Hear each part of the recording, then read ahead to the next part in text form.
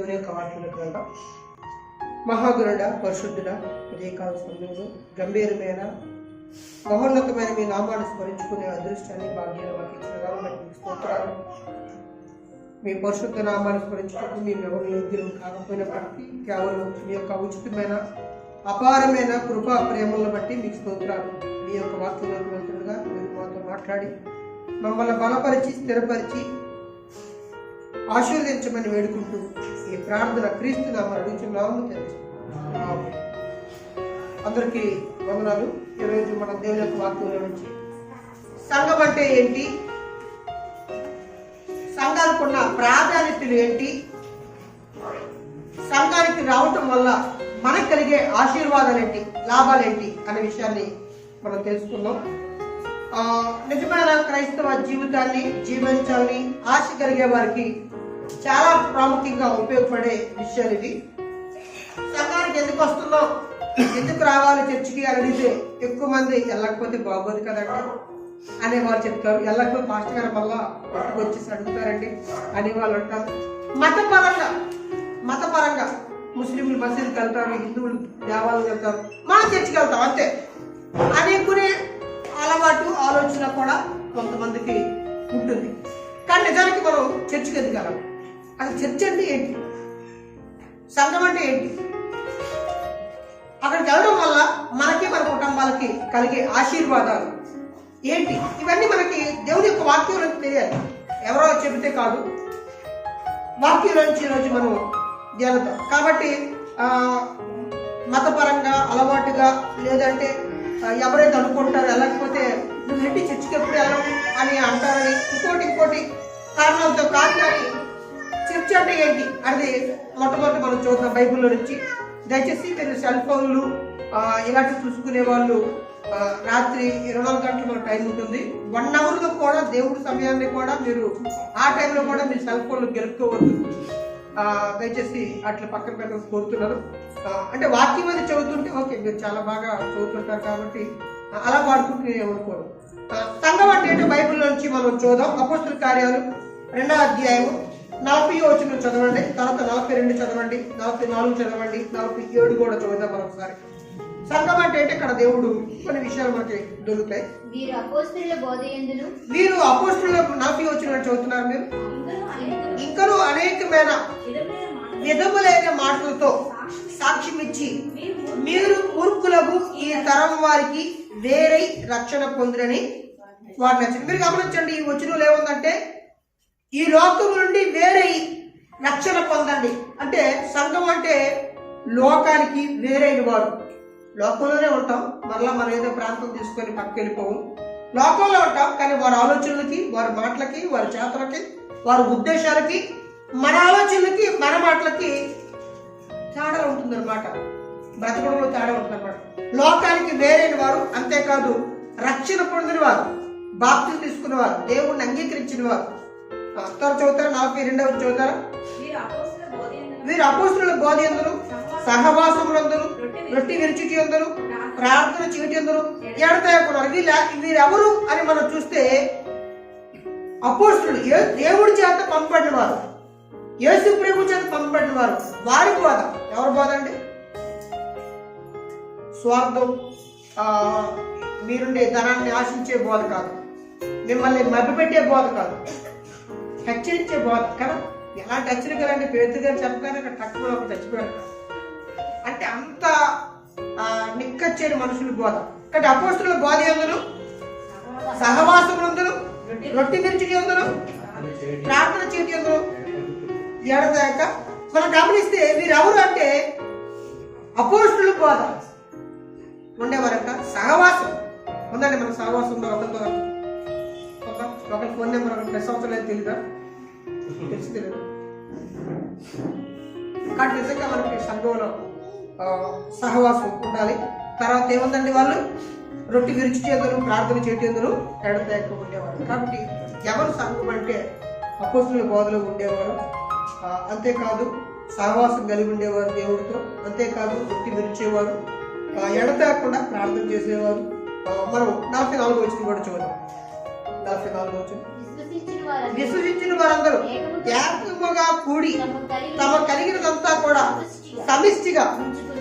మీరు గమనించండి, ఎవరు సంఘం అంటే విశ్వాసం కలిగిన వారు, దేవుడి మీద ఆనుకునేవారు, విశ్వాసం కలిగిన వారు. అంతేకాదు వారంతా కూడా ఏకభావం కలిగిన వారు, ఏకత్వం కలిగిన వారు. వారందరూ ఏకమైపోయారండి.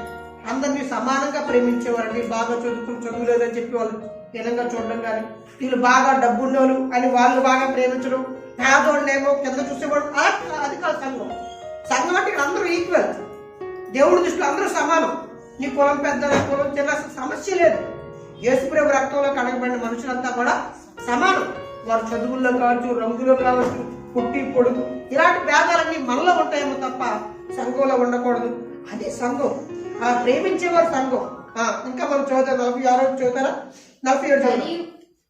47 ఆనందముతోను నిష్కపటమైన హృదయముతోను ఆహారం పుచ్చుకొనొచ్చు. మరియు ప్రభువు రక్షణ పొందుతున్న వారందరూ అనుదినము వారితో చేర్చబడి. ఎవరితో చేర్చబడుతున్నట్టు దేవుడు రాజ్యంలో చేర్చబడేవారు. సంఘంలో మనం అంత ఆనందంగా ఉంటున్నామండి. ఆనందంతో నిష్కపటమైన హృదయం, మన హృదయాల్లో కపటం లేని వారుగా వాళ్ళు ప్రభుని ఆనందిస్తున్నారంట. అంతేకాదు వారు ఏక హృదయంతో ఉన్నారంట. అంతేకాదు వారు దేవుడి యొక్క సంఘంలో చేర్చబడుతున్నారు, దేవుడి యొక్క రాజ్యంలో చేర్చబడుతున్నారు. ఎవరైతే రక్షణ పొందుతున్నారో వాళ్ళు దేవుడి యొక్క రాజ్యంలో చేర్చబడుతున్నారు. ఇప్పుడు సంఘం అంటే ఏంటి అని మనం చూసినప్పుడు లోకానికి వేరైన వారు మనకు అర్థమైంది. దేవుడి వాక్యాన్ని అంగీకరించిన వారు, రక్షణ పొందిన వారు, దేవుడి యొక్క సహవాసంలో ఉన్నవారు, అపోస్తుల బోధలో ఉన్నవారు మనకు అర్థమవుతుంది కదండి. అంతేకాదు బైబిల్లో మనం ఇంకా అనేక వచనాలు చూసుకుంటే ఆత్మ సంబంధమైన మందిరం అని, దేవుడు కుటుంబం అని మనకు అర్థమవుతుంది. కాబట్టి దేవుడు సంఘం అంటే ఏంటో మనకు అర్థమైంది. ఇప్పుడు దేవుడి సంఘం ఉన్న ప్రాధాన్యతలు ఏంటి, దేవుడి యొక్క సంఘానికి ఉన్న ప్రాధాన్యతలు ఏంటో మనం బైబిల్లో చూస్తే మనకు ఆశ్చర్యం కలుగుతుంది. నిజంగా ఇవన్నీ కూడా 1 by 1 చూసినప్పుడు నాకు కూడా ఆశ్చర్యం వేస్తుంది. అంతకుముందు ఈ మెసేజ్ నేను మీకు చెప్పాను, గుర్తుందో లేదో మళ్ళా చెప్తున్నాను. ఎందుకంటే కొన్ని విషయాలు మరలా చెప్పవలసినవి. రోడ్డు దాటుతుంటాడు మీ పిల్లలకి జాగ్రత్తగా చెప్తారు చెప్పరా? ఈరోజు చెప్పారు, రేపు చెప్పరా, ఎల్లుండి చెప్పరా, సంవత్సరం కింద చెప్పడం మానేస్తావా? ఎందుకంటే సార్ చెప్తామంటే అన్నిసార్లు చెప్పవలసిన విషయం అది, అన్నిసార్లు వినవలసిన మాట అది. నిన్న సెల్ షాప్కి వెళ్ళినప్పుడు ఆ రిపేర్ చేసే ఆయన మాట్లాడుతున్నాడు, ఏమండి మా అన్నయ్య బాబు ఇలా రోడ్డు ఇలా దాటుతూ ఉన్నప్పుడు బైక్ కొట్టేసిందండి, బైక్ తిప్పేసిందంట, నడుము విరిగిపోయిందంట. ఆ బైకే వాళ్ళింటి ముందే ఆ బైక్ యాక్సిడెంట్కి నా అబ్బాయికి దగ్గర 10 మీటర్లు 100 అడుగులంత మొత్తం తేడా వచ్చిందంట. అంత దూరం ఇచ్చుకెళ్ళిపోయిందంట. చాలా సీరియస్గా ఉందండి, పని హాస్పిటల్ ఉన్నాడు అనేసి వాళ్ళు చెప్తున్నారు. కాబట్టి నిజంగానే మనం పదే చెప్పవలసిన కొన్ని విషయాలు ఉంటాయి. చెప్పినాడు పిల్లలు చిరాకు పడకూడదు. ఎందుకు చెప్తున్నారో మా అమ్మ, ఎందుకు చెప్తున్నారు మా నాన్న అనే ధ్యాస వాళ్ళకి. అలాగే దేవుడు సంఘంలో దేవుడు మనతో మాట్లాడినప్పుడు మనం కూడా చూడనివ్వాలి, మనసును కూడా ఇవ్వాలి. కాబట్టి దేవుడు సంఘం ఎంత గొప్పది, ఎంత విలువైనది, దేవుడు దానికి ఎంత ప్రాధాన్యత ఇచ్చాడు. మనం ఇస్తున్నాం ఇవ్వట్లేదు అనేది మనం పక్కన పెడదాం. దేవుడు సంఘానికి ఎంత ప్రాధాన్యత ఇచ్చాడు అని మనం చదివితే ఈ లోకంలో అన్నిటికంటే విలువైనది దేవుడు సంఘం. మీరు గమనించండి, ఘనమైనది దేవుడు సంఘం అని బైబిల్ చెబుతుంది. మీరు గమనించండి, ఈ లోకంలో గొప్పది ఏంటి అంటేనండి, ఈ లోకంలో కొన్ని ఉన్నాయండి, అవి వారు చెప్పొచ్చు. ఏంటి అంటే ఐక్యరాజ్య సమితి చాలా గొప్పది. ప్రపంచ దేశాలన్నింటినీ కూడా ఐక్యపరిచి యుద్ధాలు లేదంటే ప్రపంచ దేశాల సమస్యల్ని వివాదాలని సద్దుమణించడానికి కొరకు యుఎన్ఓ అనేది ఒకటి ఉంది, ఐక్యరాజ్య సమితి అనేది. దాని గొప్పది అని చెప్పేవాళ్ళు ఉన్నారు. కొంతమంది ప్రపంచంలో ఏది గొప్పది అంటే వరల్డ్ హెల్త్ ఆర్గనైజేషన్ గొప్పదండి. ప్రపంచంలో ఏ దేశంలో ఏ వ్యాధి ఉందో ఏంటి ఎలా అరికట్టాలో ప్రపంచాన్ని కాపాడడం కోసం అది ఉంది అని చెప్పొచ్చు. కొంతమంది సాల్ట్ అనే ఒకటి ఉందన్నమాట, సౌత్ ఆసియా గ్రూప్ అని, అది కూడా చాలా పెద్దది. ఇది కూడా గొప్పదని చెప్పొచ్చు. ఇంకోటి చెప్పొచ్చు లోకంలో. కానీ ఈ లోకం బాగుపడడానికి, ఈ లోకం చల్లగా ఉండడానికి, ఈ లోకం దీవించబడడానికి, అది దేశం కావచ్చు, ప్రాంతం కావచ్చు, బాగుండడానికి సంఘం కాదు. ఎవరండి? సంఘం. ఒకసారి బైబిల్లో చూద్దాం. ఒకవేళ సంఘమే లేకపోతే ఇవన్నీ కూడా ప్రపంచాన్ని కాపాడలేవు, ఇవన్నీ కూడా ఈ లోకాన్ని కాపాడలేవు. ఒకసారి బైబిల్లో చదివితే మనకు ఆశ్చర్యం కలుగుతుంది. 1 తిమోతి 3:15 చదువుదాం. కాబట్టి లోకం చాలా ఘనమైనది, లోకం చాలా విలువైనది. దేవుడు లోకంలో సంఘానికి అంత గొప్ప విలువను ప్రాధాన్యతను ఇచ్చాడు. మనం దాని సంగతి తెలియాలి. మనకి తెలియకపోతే మనం కూడా పట్టించుకోము. కాబట్టి సంఘానికి అంత విలువను దేవుడు ఇచ్చాడు. చూద్దాం. 1 తిమోతి 3:15 అయినను నేను ఆలస్యం చేస్తున్నాను దేవుడి మందిరంలో అనగా జీవము గల దేవుడి సంఘంలో జనులు ఎలాగ ప్రవర్తింపవలనో అది నీకు తెలియవలనని మీకు రాయించున్నాను. చూడండి, జీవం గల దేవుడి సంఘంలో జనులు ఎలాగా ప్రవర్తింపవలనని చెప్తూ ఆ సంఘము సత్యానికి స్తంభం. దేవుడి స్తంభం అండి, సత్యానికి స్తంభమును ఆధారం. దేవుడు సంఘం అంట.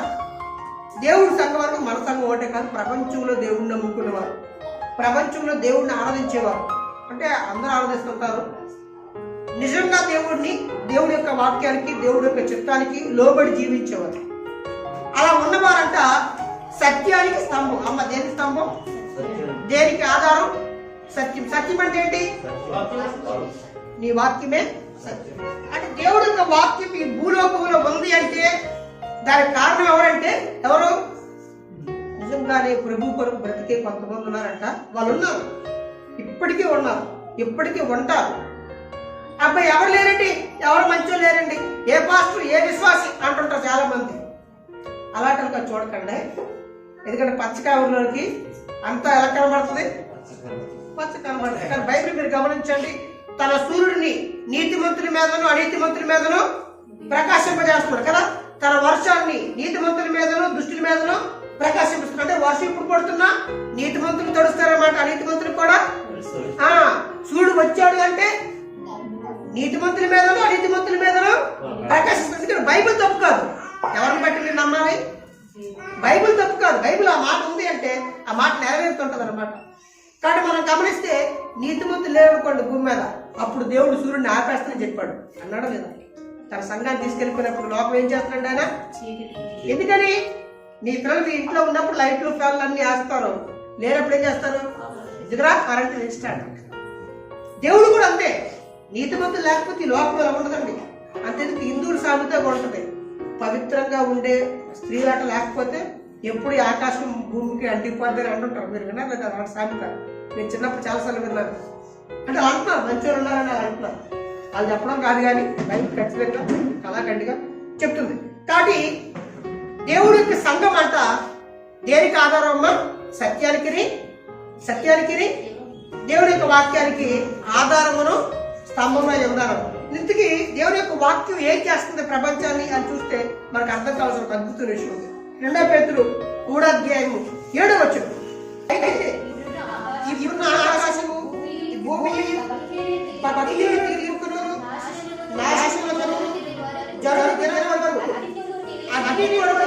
చేయబడ్డాయి. అదే గమనించండి, ఈ లోకమంతా కూడా నాశనానికి నిర్ణయించబడింది. కానీ ఎవరు కాపాడుకుంటున్నాయి ఈ లోకాన్ని? దేవుడు వాటిని భద్రం చేస్తాడు. ఎవరు భద్రం చేస్తారు? అసలు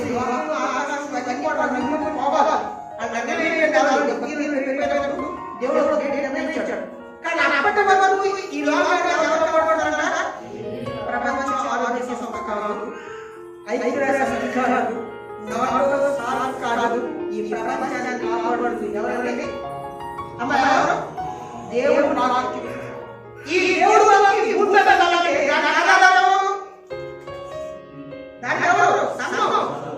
సంఘం దేవుడి యొక్క వాక్యానికి ఆధారము స్తంభం. ఇప్పుడు స్తంభం ఆధారాలు వాక్యం వాక్యమే ఉంటుంది. ఈ ప్రపంచాన్ని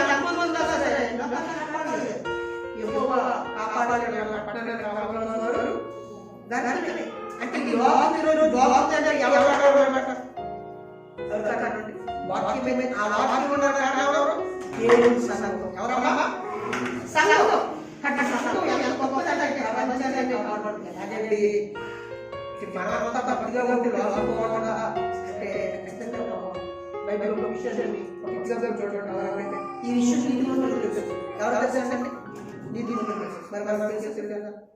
ఇప్పుడు తెలుసుకుంటే చూడండి,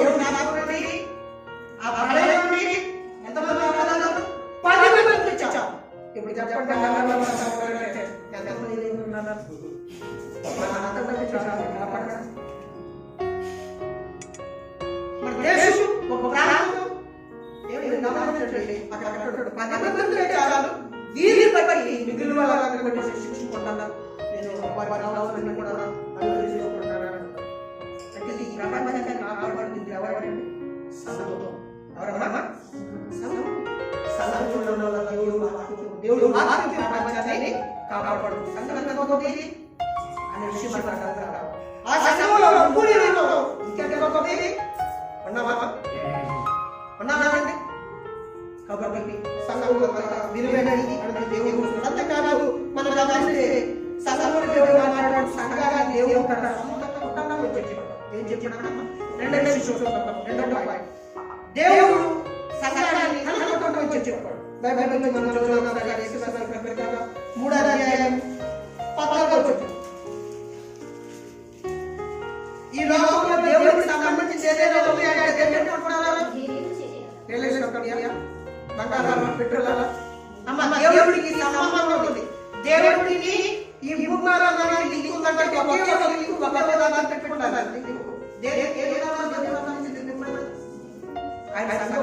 కుటుంబం మూడు కుటుంబాలు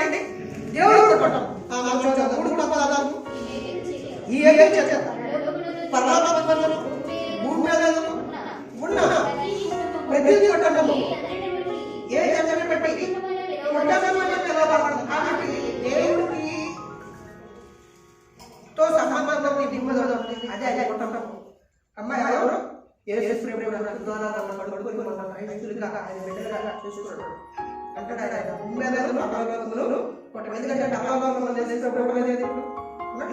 ఆయన కూర్చున్నాడు అక్కడ కుటుంబం ఉంది అంటాడు. అమలు ఏ జన్మ పెట్టి కుటుంబం ఈ భూమి మీద సంఘాన్ని దేవుడు తన కుటుంబము అన్నాడు. చూడండి 2వ కొరింథీయుల పత్రికలో 6వ అధ్యాయం 18 భాగాన్ని చదివితే దేవుడు సంఘంలో వారిని ఎవరు చూస్తున్నాడంటే 18 భాగం చదువుతాం. నేను వారిని నిలిచి సజీవులు నేను వారి దేవుడిని కదా వారు కావాలన్నా నేను మీ తండ్రి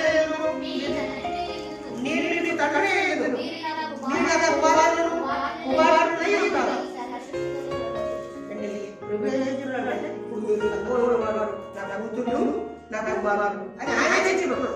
కాబట్టి దేవుడు తన కుటుంబంగా సంఘాన్ని నిర్మిస్తున్నాడు. ఆయన చెప్తున్నాడు. కాబట్టి ఆ కుటుంబంలో మూడో విషయం దేవుడి యొక్క సంకల్పానికి దేవుడి యొక్క ఆలోచనలన్నింటినీ కూడా సంఘమే కేంద్ర బిందువు. అమ్మాయి ఎవరు కేంద్ర బిందువు? ఎవరు సంఘమే. అసలు దేవుడు ఏ పని చేసినా సరే అన్నిటి కారణం సంఘాన్ని బట్టి యేసు ప్రభువు పంపించాడు. సంఘాన్ని బట్టి యేసు క్రీస్తును పంపించాడు. సంఘాన్ని బట్టి ఈ లోకాన్ని పంపించాడు. అన్నిటి కూడా కారణం సంఘము. సంఘము దేవుడి యొక్క సంకల్పంలో కేంద్ర బిందువు. కేంద్రం కలిగింది. చూడండి ఒకసారి పత్రిక రాయబడింది. ఆయన పిల్లలు కావాలని దేవుడి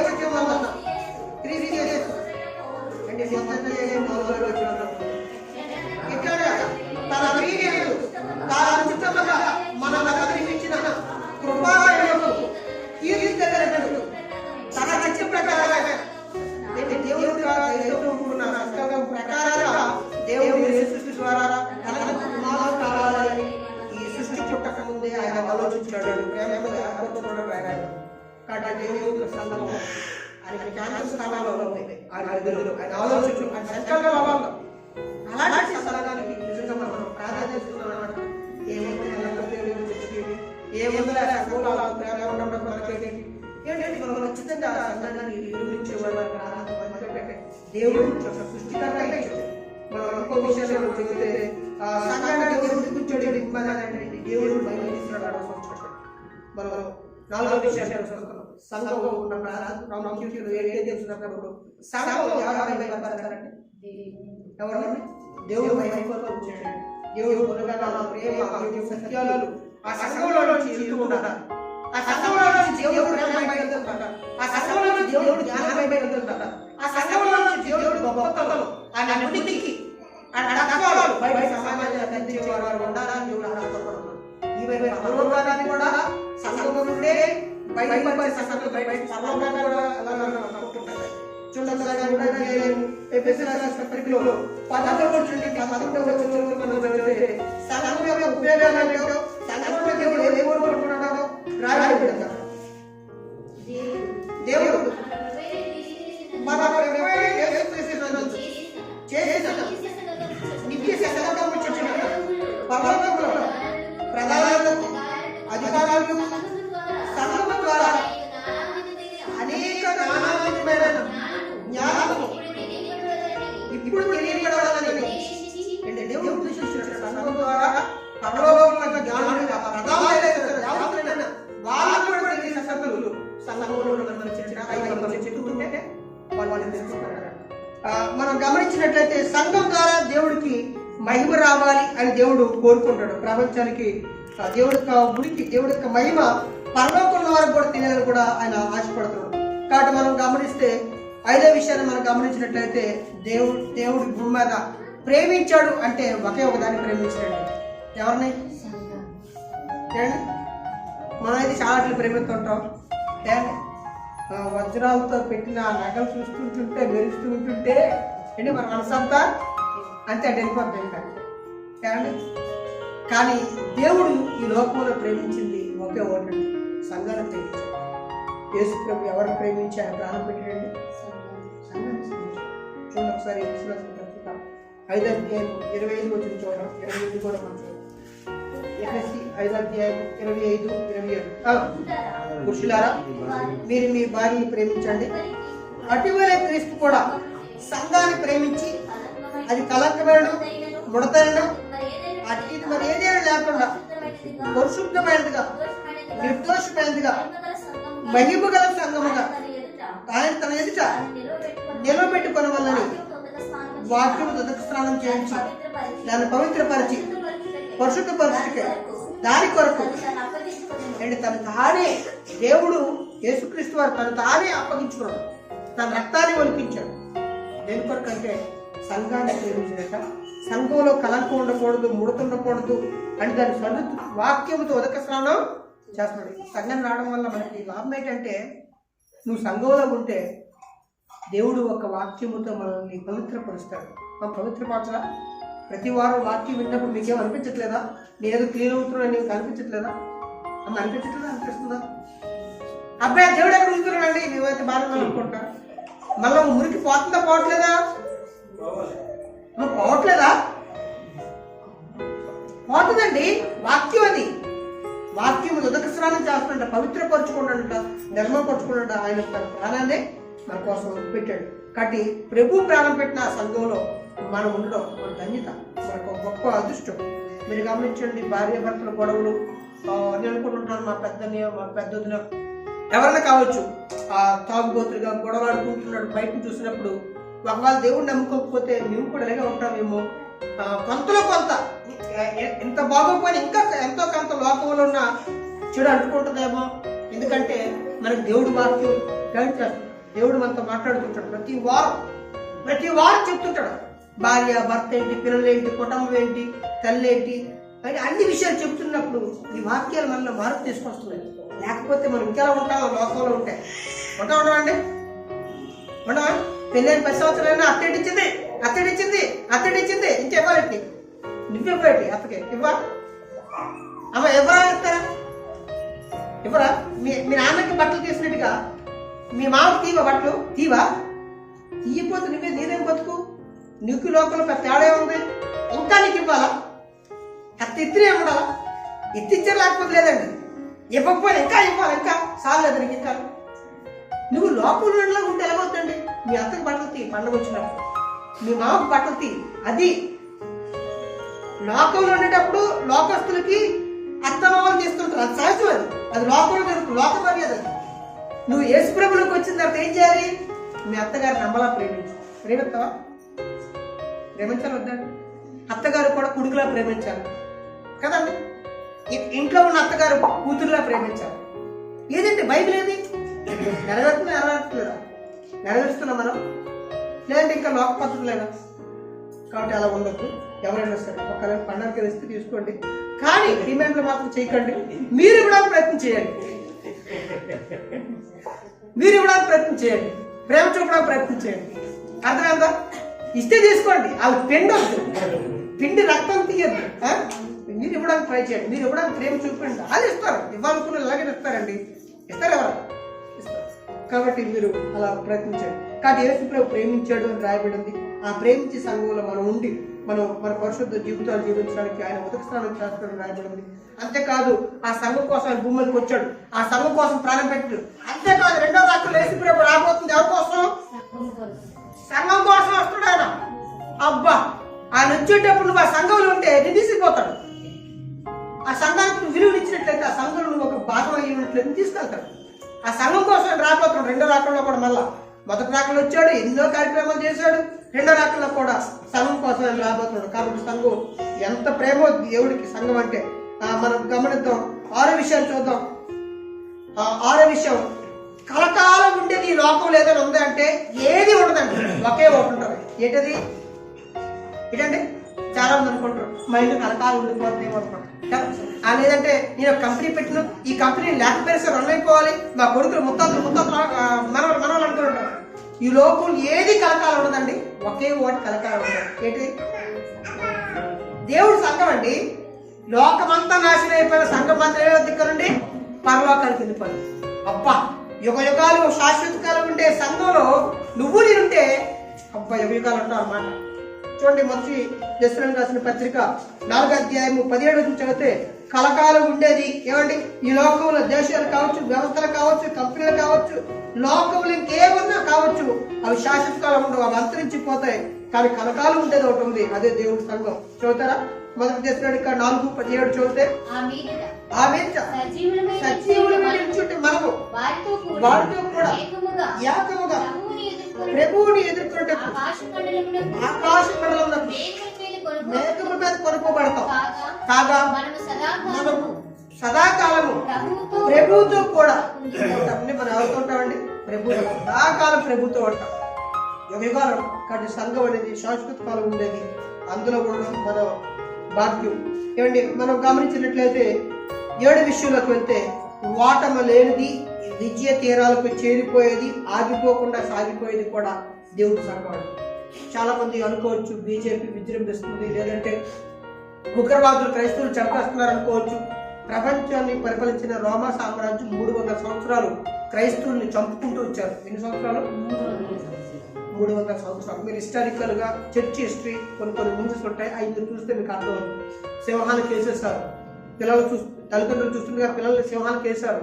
ఏమంటే భయంకరమైన చిత్రహింసలు, కొన్ని 100 రకాల చిత్రహింసలు ఉన్నాయి, మీరు అవి చూసారు లేదు. కాబట్టి అలాంటప్పుడు కూడా సంఘం ఆగలేదు, ఇంకా విస్తరించింది, ఇంకా అభివృద్ధి అవుతూనే ఉంది. కాబట్టి ఎవరు ఎన్ని చేసినా సరే అభివృద్ధి అవుతూనే ఉంటారు. దేవుడి పిల్లలు, దేవుడి సంఘం, అది దేవుడికి ఆ సంఘానికి ఇచ్చిన ధన్యత. కాబట్టి మీరేం భయపడక్కర్లేదు.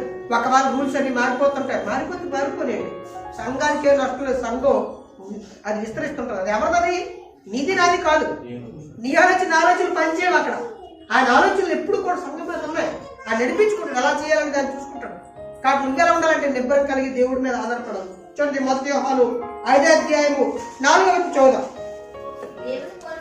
దేవుడు మూలంగా పుట్టిన ప్రతివాడు లోకాన్ని జయిస్తానండి. లోకమును జయించిన విజయము మన విశ్వాసం. కాబట్టి లోకంలో వచ్చిన సమస్యలు, ఇబ్బందులు, ఇరకాటాలు అన్నింటినీ కూడా జయించుకుంటూ ముందుకెళ్ళిపోతారు. ఓటమి అనేది ఎవరిది వాళ్ళకి. కాబట్టి దేవుడి సంఘానికి ఓటము లేనిది అని మనకు కనబడుతుంది. అది విజయాన్ని సాధిస్తుందని రాయబడింది. మనం గమనిస్తే 8వ విషయాన్ని మనం చదువుదాం. మనం సంఘం అనేది సజీవంగా ఉండేది అని రాయబడింది. ఒకసారి మనం చూద్దామా? మొదటి పేతురు 2వ అధ్యాయం 5వ వచనం. సంఘం అనేది దేవుడు నివసించడానికి ఆత్మ సంబంధమైన మందిరం అని, అది సజీవంగా ఉండేదని, దానికి చావు లేదని రాయబడింది. మొదటి పేతురు 2వ అధ్యాయం 5వ వచనం. మొదటి పేతురు, యేసుక్రీస్తు ద్వారా దేవుడికి అనుకూలమగు ఆత్మ సంబంధమైన బలులు అర్పించుటకు పరిశుద్ధ యాజకులుగా ఉంటకు మనము సజీవమైన రాళ్ళై ఉండి ఆత్మ సంబంధమైన మందిరం కట్టబడుతున్నాం. కాబట్టి దేవుడి సంఘంలో నువ్వు ఒక భాగం అవ్వాలి. దేవుడు ఆత్మ సంబంధమైన మందిరం కట్టబడుతున్న సంఘం, అందులో నువ్వు ఒక సజీవమైన రాయిగా అవ్వాలి. అందులో నువ్వు ఒక భాగం కావాలి, అందులో నువ్వు ఒక పార్ట్ కావాలి. కాబట్టి దేవుడి యొక్క సంఘంలో, ఇంత గొప్ప సంఘంలో మనకి బాగా పాలిభాగస్తులు ఇచ్చిన దేవుడికి స్తోత్రాలు. కాబట్టి మనం 8 విషయాలు చూసాం. సంఘానికి ఎలాంటి ప్రాధాన్యతలు ఉన్నాయి, ఎలాంటి విలువలు ఉన్నాయి, దేవుడు దాన్ని ఎలా ప్రేమించాడు, దేవుడు దాని కోసం ఏం చేశాడు, దాని గొప్పతనం ఏంటి, అది లేకపోతే లోపమేమవుతుంది, దాని యొక్క గుణగణాలన్నింటినీ కూడా ఈరోజు మనం చూడగలిగాం. కాబట్టి సంఘం అంత గొప్పది. అయితే సంఘానికి రావడం వల్ల మాకేంటి లాభం అంటారా? మనకు లాభం లేకపోతే ఏంటి చేయం. కాబట్టి లాభంలోకి వెళ్ళామని ఏమండి, సంఘానికి మనం రావడం వల్ల లాభం ఏంటి అనే విషయాలు బైబిల్లో నుంచి మనం కొన్ని విషయాలు చూద్దాం. సంఘానికి రావటం వల్ల మనం దేవుడి పైన దృష్టి కేంద్రీకరించడానికి మనకి అవకాశం ఎక్కువ ఉంటుంది. అమ్మాయి దేని సంఘం రావడం వల్ల ఏమవుద్ది? దేవుడి వైపు చూడడానికి, భక్తిగా ఉండడానికి అవకాశం ఉంటుందండి. ఒకవేళ సంఘానికి రాకపోతే మాత్రం చాలా లాస్ అయిపోతాం. చూడండి, హెబ్రీయులకు రాసిన పత్రికలో వారు వాక్యం విన్నారంట, కానీ వాళ్ళ వాక్యం వారి జీవితాలు ఫలించలేదంట. ఎందుకు ఫలించలేదంటే అక్కడ చెప్తున్న మాట మనం చూద్దాం. 4వ అధ్యాయం 2వ వచనం, 4:2 హెబ్రీయులకు రాసిన పత్రిక, వారికి ప్రకటించబడినట్లు వారికి స్వార్థ ప్రకటించబడింది, గాని వారు విని వారితో విశ్వాసం గలవారే కలిసి ఉండలేదు గనుక విన్న వాక్యం వాళ్ళకి చెప్పారు, వీరికి చెప్పావు. కానీ వాళ్ళు ఎందుకు భక్తులు అయిపోయారు, వీళ్ళెందుకు భక్తి పరులయ్యారు అంటే ఆ కారణం చెప్తున్నాడు. విశ్వాసం కలిగి వాక్యాన్ని విన్న వారితో కలిసి ఉండాలి. ఎవరితో కలిసి ఉండాలి మనం? ఏంటంటే మీరు ఎవరితో కలిసి ఉంటున్నారు? వాడమంటారా? ఎవరితో కలిసి ఉంటున్నారండి? మీ స్టేటస్ మీ ఫోటోలు చూస్తుంటే మనకు అర్థమైపోతుంటుంది ఎవరితో కలిసి ఉంటున్నారు. ఎలా తిరిగి తిరగండి, ఎన్ని తిరిగినా. కానీ మీరు పరిశుద్ధులతో ఉండాలి. మీ పరిసరికి ఎవరు ఉండాలండి? లేదా ఆమె పరిశుద్ధులే నడిపించండి. మరి గమనించినట్లయితే అక్కడ అంటాడు వాక్యం విన్నవారితో విశ్వాసం కలిగి కలిసి ఉండాలని రాయబడింది. అలా కలిసి ఉండడం వల్ల అట విన్న వాక్యం వాళ్ళు నిష్ప్రయోజనం వాళ్ళకు. కొంతమంది కలిసినారు, వాళ్ళు ఏమైపోయింది వాక్యం. మీరు కావాలంటే గమనించండి, యానిమల్ ప్లాంట్ మీరు చూస్తుంటారా? డిస్కవర్ చేసుకుంటాం. ఎంత పెద్ద సింహం అయినా సరే గుంపుగా లేకపోతే దాని మీదకి కుక్కలు కూడా దాడి చేస్తాయి. చూసారా మీరు ఎప్పుడైనా? కుక్కలు, సింహం ఎలాంటి ఒక దెబ్బ కొడితే కుక్క చచ్చిపోతుంది, ఒక దెబ్బ చచ్చిపోతుంది. కానీ కొట్టలేదు. ఇంకా ఆ కుక్కలు గుంపు రాగానే భయపడిపోతుంటుంది, పారిపోతుంటుంది. హైలైన్ ఒకటి ఉంటుంది, చెడుత పుల్లు కూడా చంపేస్తుంది. అలాంటిది కుక్కలు కలవబడుతుంటది. మీరు గమనించండి, ఎంత బలమైనదైనా సరే వాటి గుంపు లేకపోతే శత్రువులకి దాడికి గురవుతుంది. మీరు గమనించండి, ఎంత బలమైన దున్నపోతులు సరే ఒంటరిగా చేసి వేటాడుతూ తప్ప గుంపుగా ఉన్నప్పుడు అదేమి చేయలేవు. అంతేకాదు, మీరు డిస్కవర్ ఛానల్ చూసినప్పుడు పావురాల గురించి చూసినప్పుడు అండి, ఎక్కువ పావురాలు మందగా ఉన్నాయి. ఒంటరిగా ఉండే పావురాల కంటే వాతావరణంలో ఉండే మార్పులు వల్ల చచ్చిపోద్దట. గుంపుగా ఉండాలని చెప్పాడు. అంటే శత్రు భయమే కాదు, వాతావరణం తట్టుకోవాలంటే ఎవరున్నమాట గుంపుగా ఉండాలి. మీరు గమనించండి, నలుగురితో కుటుంబంతో పెరిగినవాడు ఆనందంగా ఉంటాడు. ఒంటరిగా ఒక ఇంట్లో ఉన్నాడు ఎలా ఉంటాడండి? చాలా తేడా ఉంటాడు. వాడు మానసిక ఆలోచనలు అన్ని తేడా ఉంటాయి. కాబట్టి మీరు గమనించండి, మనం సంఘంతో కలిసి ఉండడం వల్ల భక్తిగా ఉండే అవకాశాలు ఉంటాయి కదా. 4 కనకలాడి నుప్పు కణాలు తీసుకోండి. ఒక నుప్పు కణాలు పక్కన పెట్టండి, ఒక బొగ్గుని పక్కన పెట్టండి, అది వేడిగా ఉంటుంది. ఈ 4 ఒక దగ్గర పెట్టండి. ఈ 4 ఆరిపోవడానికి ఎంత టైం పడుతుంది, ఇది ఒక్కటి ఆరిపోవడానికి ఎంత టైం పడుతుంది మీరు గమనించండి. ఈ ఒక్కటి త్వరగా ఆరిపోద్ది, ఈ 4 కూడా ఆరుతూ ఉంటాయి. కానీ ఏదో ఒకటి చిన్న రాజు కూడా ఉంటుంది ఏ గాలి తగిలో. మళ్ళీ మిగిలినన్నింటినీ కూడా ఏం చేస్తుంది? రాజు పెట్టేస్తుంది. ఈ ఒక్కటి చాలా త్వరగా అది పాడైపోతుంది, వేడి తగ్గిపోతుంది. ఈ 4 నిప్పుకణాలు ఏమవుతాయండి? ఒకటి తగ్గిపోతుంటే ఏదో గాలి అవుతుంది తిరిగి, అది మంట ఎక్కుతుంటది. అలాగే అన్నింటినీ కూడా రాజు పెడుతుంటారు. కాబట్టి మనం భక్తిగా ఉండడానికి సంఘం ఉపయోగపడుతుందండి. అంతేకాదు, బైబిల్లో మీరు చూసారు లేదో, ఒకరు ప్రార్థన చేస్తే ఇంకొకరికి ఆశీర్వాదాలు వస్తాయి. చూసారా మీరు? యోబు గారు ప్రార్థన చేసినప్పుడు యోబు గారి స్నేహితుల మీద ఉన్న శాపాన్ని దేవుడు తొలగిస్తాడు. మిరియాము మోషే గారికి వ్యతిరేకంగా సొరిగినప్పుడు అండి, ఆమె కుష్ఠరోగం వచ్చినప్పుడు వారి గురించి మోషే ప్రార్థన చేస్తే ఆవిడకి స్వస్థ వస్తుంది, తెలుసు కదా. అంతేకాదు, 4 పక్షవాయు గలవాడిని తీసుకొస్తారు యేసుప్రభు దగ్గరికి. యేసుప్రభు అంటాడు, తీసుకొచ్చిన వారి విశ్వాసం చూసి వారి స్వస్థత. ఎవరు స్వస్థ అండి?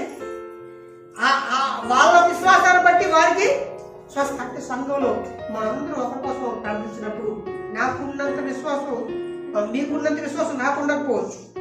అంటే కొన్నిసార్లు మన విశ్వాస బలహీనలు అవుతాం, వచ్చే కష్టాలు బట్టి, సమస్యలు బట్టి, మన ఆలోచనలు బట్టి, ఉద్దేశాలు బట్టి కదండి. మీకున్నంత పరిస్థితి నాకు ఉండకపోవచ్చు. అప్పుడు నారాయణ గారు నా కోసం ప్రారంభం చేశారు అనుకోండి, ఏమవుతుంది? ఆయనకున్న విశ్వాసం పరిశుద్ధాత్మ బట్టి నాకు స్వస్థ, ఒకరిని బట్టి ఒకరికి స్వస్థ, ఒకరిని బట్టి ఒకరికి ఆశీర్వాదాలు. ఎప్పుడు నువ్వు సంఘంలో ఉండేటప్పుడు. కాబట్టి బైబిల్లో ఈ యొక్క పద్ధతులు మనం చూస్తున్నాం. కాబట్టి దేవుడిపై గురి పెట్టడానికి మనకి సంఘం ఉపయోగపడుతుంది. అంతేకాదు సంఘంలోని మనం కుటుంబంతో రావడం వల్ల ఏమవుతుందంటే మన పిల్లలు నేర్చుకోవాల్సిన పిల్లలు నేర్చుకోరండి. ఇవ్వడం కావచ్చు, నలుగురితో స్నేహం కావచ్చు, మాట తీరు కావచ్చు, చాలా విషయాలు నేర్చుకుంటారండి.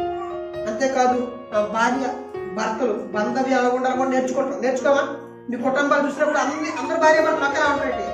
సంఘం చూడండి, ఒకరి భార్యని ప్రేమగా చూసుకున్నారంటారు, ఉండరు? ఒక ఆవిడ భర్తను బాగా చూసుకునే ఆవిడ ఉంటారండి, ఉండరా? అప్పుడు స్త్రీల్లోని కుటుంబం అలా కట్టుకోవడానికి కారణం ఏంటి? ఇగో పలానా బాగా చూసుకోవడానికి కారణం ఏంటి?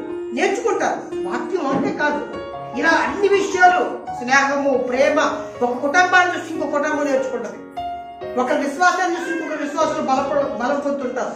కాబట్టి మన జీవితాల్లో సంఘానికి రావటం వల్ల ఇవన్నీ గమనించే అవకాశాలు ఉంటాయి, ఇవన్నీ తెలుసుకునే అవకాశాలు ఉంటాయి. కాబట్టి అంతేకాదు మన విశ్వాసంగా బతకడానికి సంఘం ఉపయోగపడుతుంది.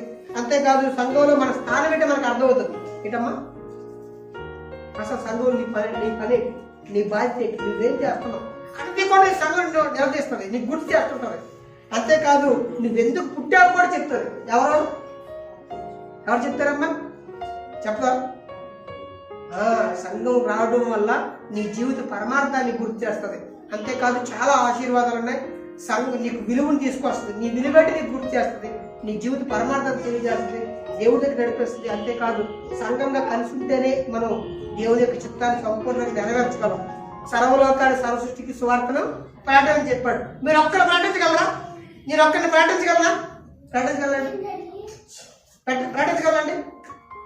1,00,000 మంది వస్తారు, 1,00,000 మందికి మీటింగ్ నేను ఒక్కరినే పెట్టనుకోండి, ఏమైపోతుంది? వాకెత్తి కన్నం పడిపోయి అప్పు తీర్చడానికి నేను చాలా పడుతుంది. అందరూ కలిసి పెట్టి అనుకోండి, ఈజీ కాదా? 20 మంది బస్సు వేసారనుకోండి, బస్సులు వెళ్తుంది, అయిపోయిన బస్సు వెళ్తున్న బస్సు కాదు. 20 మంది చూస్తే వెళ్తండి, 10 మంది చూస్తే వెళ్తుంది, 5 చూస్తే 2 చూస్తే ఎముకలు విరిగిపోతాడు కదండి. అదే దేవుడు చెప్పాడు, సర్వలోకాన్ని సృష్టికి ఆయన వాక్యం చెప్పమని చెప్పాడు, సువార్త చేయమని చెప్పాడు. మరి ఎలా నెరవేర్చగలం? సంఘంగా ఉంటే నెరవేర్చగలం. కాబట్టి సంఘానికి రావటం వల్ల ఎన్నో ఆశీర్వాదాలు మనం చూసాం. సంఘానికి ఎంత విలువనిచ్చాడో దేవుడు చూసాం. ఆ విలువనిచ్చిన సంఘానికి మనం కూడా విలువనిచ్చే వారిగా ఉండాలి, మనం ఆశీర్వదించబడదాం. సంఘం అంటే చూసాం.